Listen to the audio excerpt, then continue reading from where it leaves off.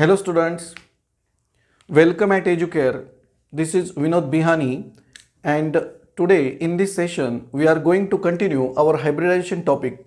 In the last few sessions about hybridization we have seen what is meant by hybridization, what are its types, why it is necessary, what are the steps they involve in the hybridization, and we have previously seen sp3 hybridization and sp2, and today we are going to see sp hybridization.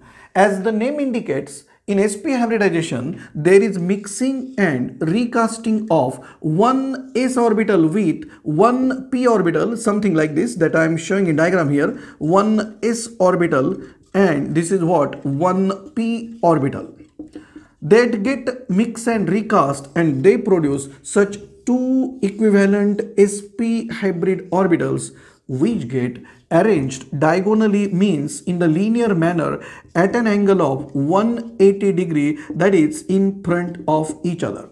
Now this sp hybridization is the concept used for the explanation of molecules like alkyne. They contain carbon-carbon triple bond. They are the unsaturated hydrocarbon compound, that is organic molecules. So we have seen the definition of it, figure also, and now we are seeing the very important example, that is acetylene, or its another name, IUPAC name is ethionine. This is the type of alkyne actually. Alkyne, they have such formula CnH2n minus 2. The example there, the first example, when you put n equal to 2 there, that gives C2H2. So when n equal to 2, we are getting C2H2 whose structure is something like this, CH triple bond CH. Here as you find, there are two carbon atoms, both have triple bond, and remember in the organic chemistry, if a carbon has triple bond like here, then it is always sp hybridized, that is mixing and recasting of one s orbital with one p orbital to give two sp hybrid orbitals. How it occurs? We see here by the electronic configuration in the ground state, excited state, and in the sp2 hybridized state. So this is carbon in ground state, 1s2, 2s2, 2p2. That 2p2 is actually 2px1, 2py1, 2pz empty.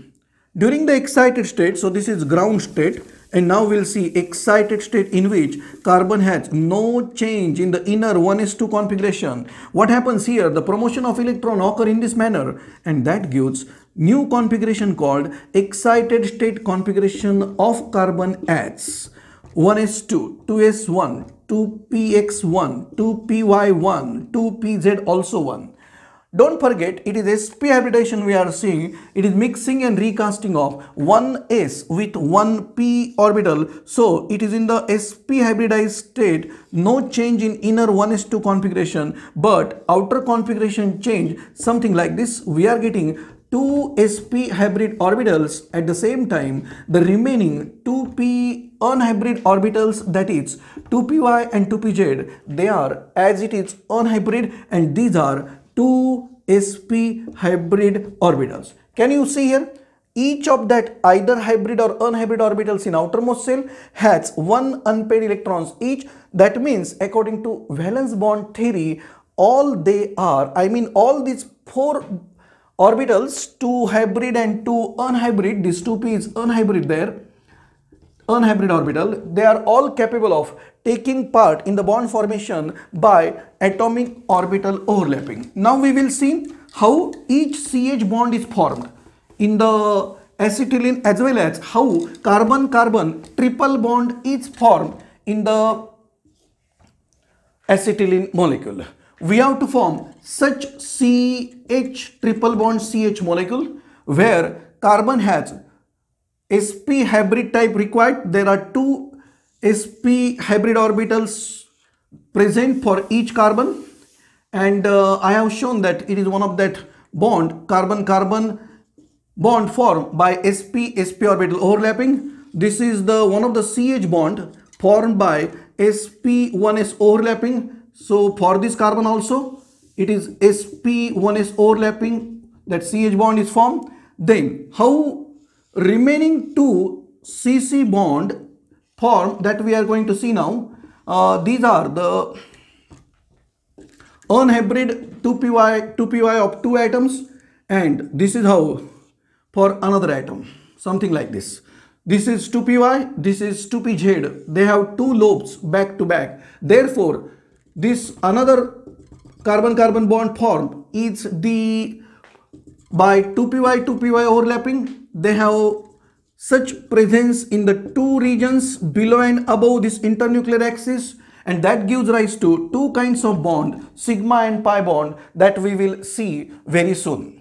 First, let us see each bond how. It is the sp1s overlapping on both carbon hydrogen bond, that is each CH bond is formed by sp1s overlapping, it is sigma bond. One of the carbon-carbon bond formed is by sp-sp overlapping, that also sigma bond.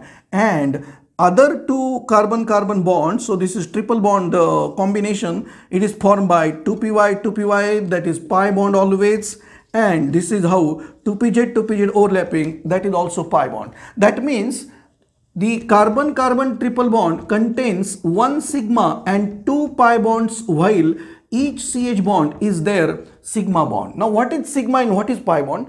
They are the types of covalent bond. Sigma bond is formed by axial, or that called as coaxial overlapping of atomic orbitals. That overlapping takes place along internuclear axis, while pi bond is formed when that unhybrid orbitals overlap coaxially, or that called as collateral.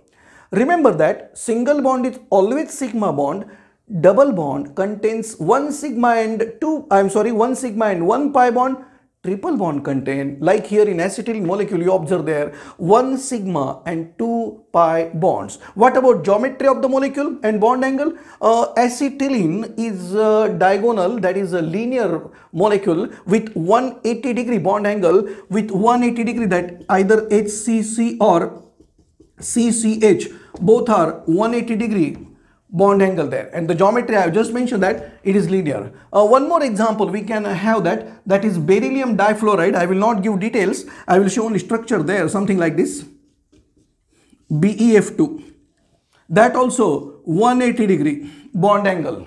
Bond angle is that concept, it is the angle between 2 bonds, means actually angle between 3 atoms, 2 bonds should have 1 atom common, like FBF, BE is common there. So that is the bond angle, and the molecules that form are by sp hybridization of the orbitals that we have seen here. So that's for all that today's session. Thanks for watching. We'll continue next session. As we have come to an end, like this video, comment which concept you want to see next, share this video with your friends, subscribe to our channel, and don't forget to click on that notification bell icon.